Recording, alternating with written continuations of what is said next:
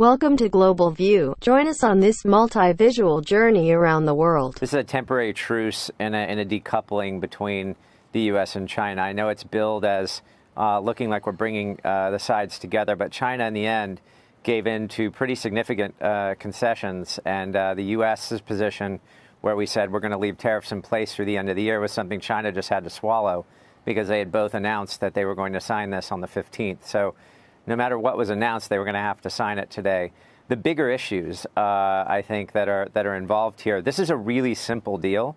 What we're signing here is China's desperately short food and energy, and they have to buy it from somewhere in the world. And what we did is get them to buy it from us. What I think is particularly significant about the deal, I haven't read the deal yet, but going over what's reported, is now this is measurable and enforceable, and we're going to hold the Chinese to it.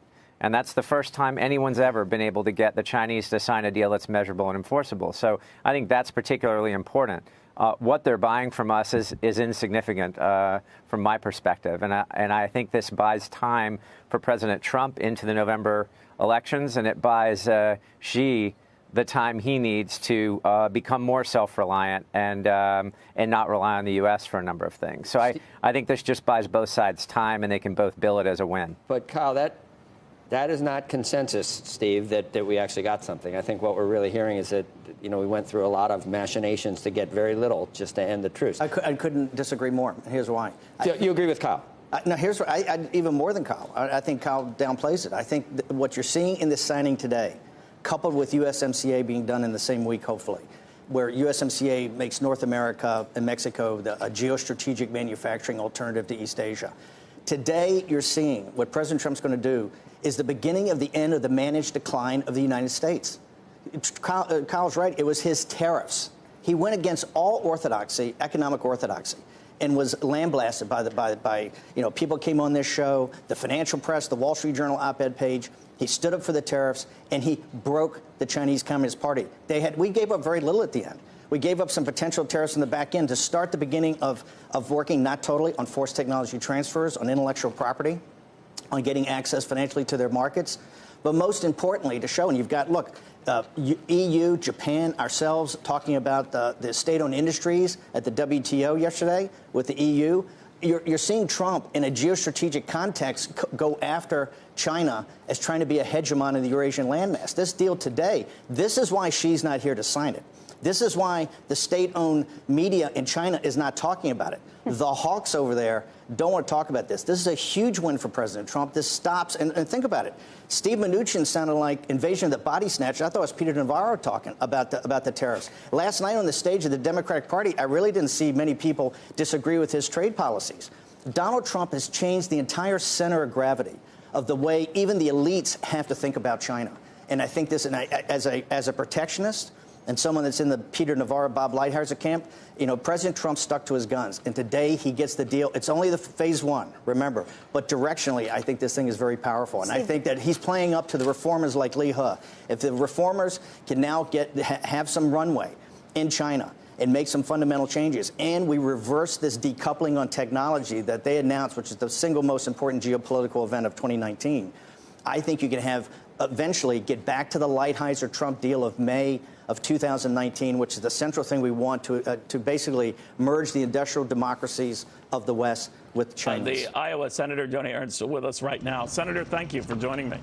Oh, my pleasure, Neil. Thank you for having me. All right, so where do we go from here? Prior promises we've got on the part of the Chinese are like me and my diet resolutions. They don't stick to them. So how do we make sure they stick to them?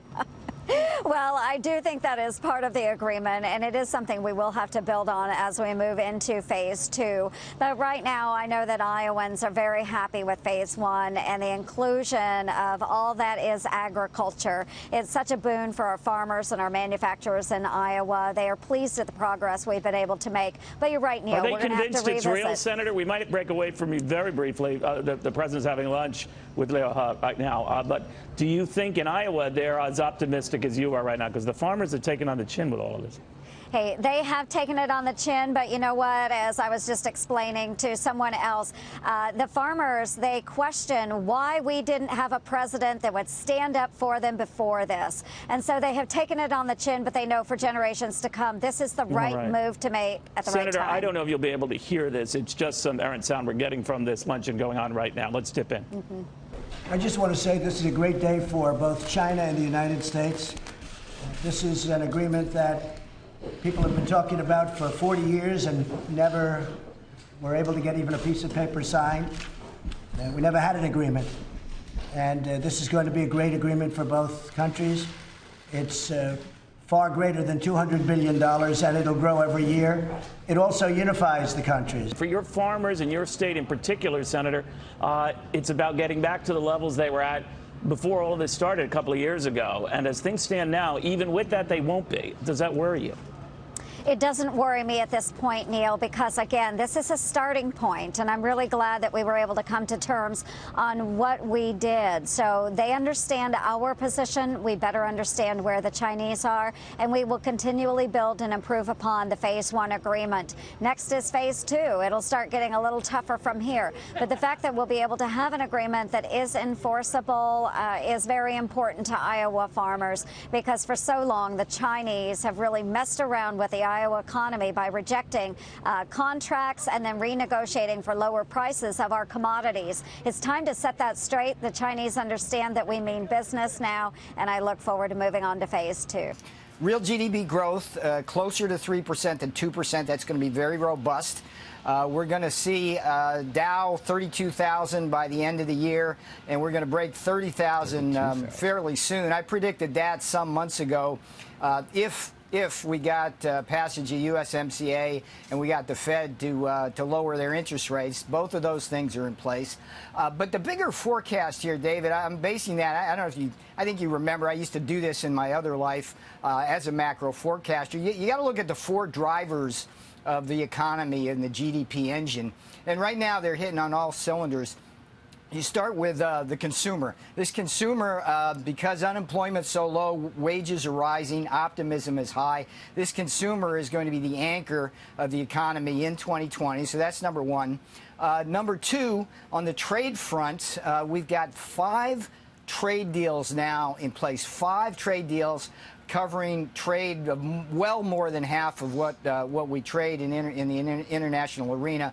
Japan, South Korea, China, Canada, and Mexico. So that's going to be a boon for our exports. And then the sneaky little thing, I'm telling you, David, this sealed the deal for a great 2020. When Congress passed the NDAA, the National Defense Authorization Act, coupled with the appropriations bill, and basically got government as going to be one of the engines and drivers of growth, particularly in something that I work on a lot, the defense industrial base. And then investment, which is the fourth part of the puzzle here. Now that we have all these trade deals in place and this economy is booming, now that the American economy is by far the best place to be, investment's going to boom. Talk so on the basis of specifically, that, I'm looking at a great year. Talk specifically about the Mexican-Canada trade deal, the USMCA, and how important that is, because not everybody is doing great in this economy. Let's have a positive 2020. It's going to be a boom year for the Trump economy. High wages, low unemployment,